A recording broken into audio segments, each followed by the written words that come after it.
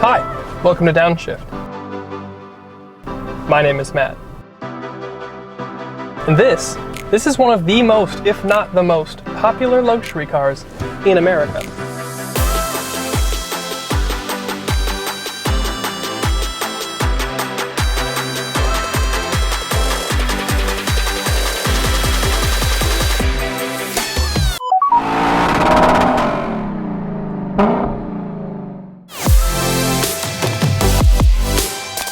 This is the new Lexus RX, and it's not only the most important and popular thing in Lexus's lineup, but it's a benchmark to the luxury crossover segment as a whole. But this new generation is an important transition for the nameplate. It's a complete move away from naturally aspirated engines to more modern and more efficient turbos and hybrids. And with it comes more power as well, but not here in this base RX350. But for the first time, we have a more sporty inclined model, the RX500h Performance. That big power RX500 brings 366 horsepower and 406 pound-feet of torque, and it's the most powerful RX we've ever seen. But you know what? The fastest and the most powerful RX is still slower than the slowest BMW X5. The point that I'm making here is the RX is still an RX, and it's still a luxury-first vehicle. And what we have here, though, is the base powertrain, RX350, which brings a 2.4-liter turbocharged four-cylinder pumping out 275 horsepower and 317 pound-feet. It also gets an 8-speed automatic, and this one gets all-wheel drive, which means 0 to 60 is good for just about 7 seconds. But the RX has never been about horsepower or 0 to 60. It's about luxury and comfort and wafting you from place to place. The damping is really soft. The brake is pretty soft, and you kind of have to really get into it to get much stopping power. But the visibility is great, and the cabin, it's quiet and airy. This is one of those cars where on a spec sheet, you're not going to see what makes this car special. However, you spend 10 minutes in here just wafting down the road, and you kind of start to get it. Another thing that helps you feel relaxed is the fact that the car is 2.4 inches shorter overall, but the wheelbase is 2.4 inches longer. So the car feels more stable. You get less NVH, and it feels very solid.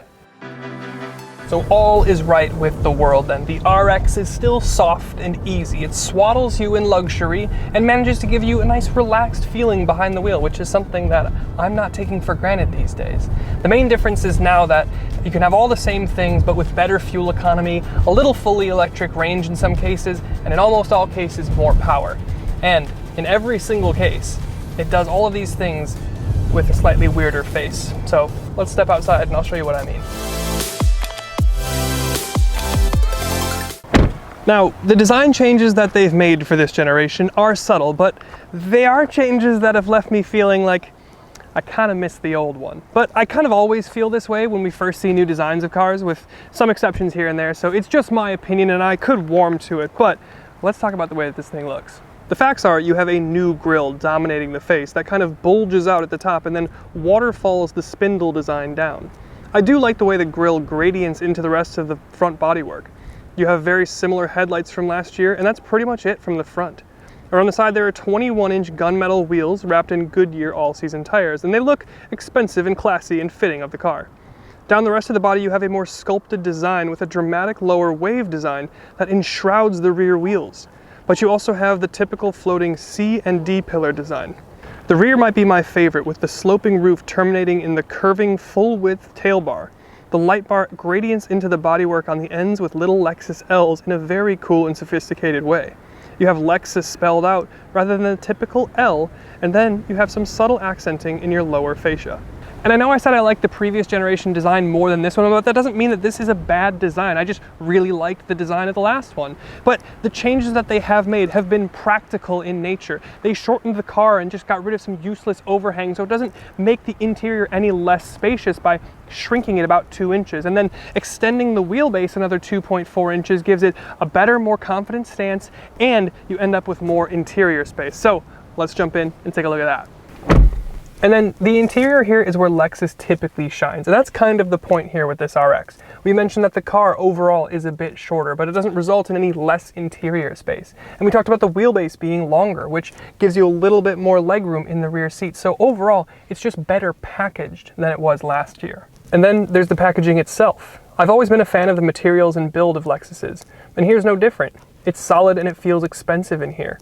And then you get to the unique fabric materials on your seats, your door card, and even your speaker covers, which I haven't seen before, so that's really cool. The front passengers have plenty of space. There's loads of storage, and one of the cup holders even has a height adjustment. The door handles on the outside and inside are operated by electronic releases, which feel solid and satisfying to use. And you get luxuries like heated and cooled seats, heated steering wheel, and those items have an auto setting, just like you'd see from your typical climate controls. Full transparency, the climate concierge or whatever they're calling it, in the auto setting runs a bit warm for my liking, but you can adjust it to whatever suits you.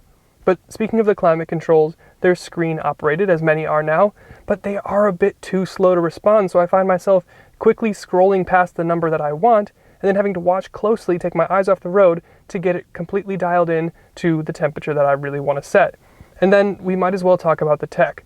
You have a great head-up display, and the touch-sensitive buttons on the steering wheel are just that. So if you rest your fingers on them, it shows up in the heads-up display what you're doing, which is a genuine innovation and has an improved safety benefit. You have a reasonable digital gauge cluster, though. It doesn't really change, so I'm not really sure I see the point, but it kind of has to have a digital gauge cluster at this point in the game. And then you have the upgraded 14-inch infotainment screen with wireless CarPlay. The graphics are sharp, pretty nice. And then there's the 360 camera, and you get the typical Toyota Lexus egg, spinny thing.